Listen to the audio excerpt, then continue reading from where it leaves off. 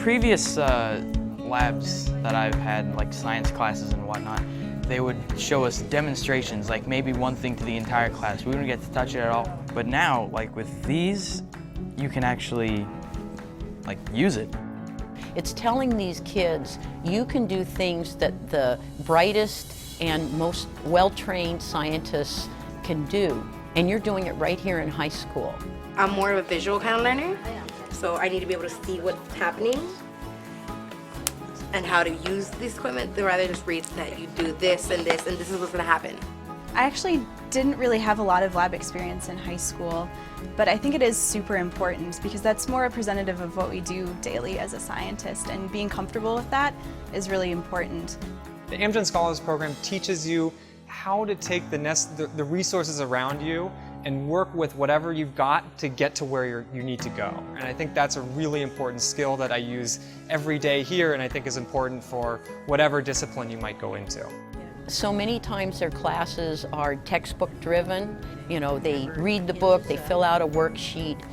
It's not at all what the real world is like, and it doesn't really let them know what science is really like. Our programs and our approach is to help students have the critical thinking skills to succeed in whatever job they have in the future. Our programs help students ask questions. It helps them find their own answers. It helps them talk to their colleagues and teachers and parents about what they've learned. And that's where the learning really comes from. If you haven't been through it and figured out how to use the tools and to get your hands wet and get something done, you don't quite understand how the methods work or how they apply to your own life. And it's not just about the tools, it's about how you think about using those tools. I think everyone should have a strong background in science because science is all around us all the time.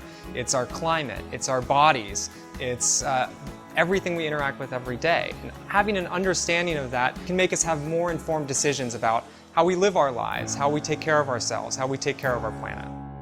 It just makes learning that much better or easier, really, because you actually get to use the equipment that you're learning about, not just see other people do it.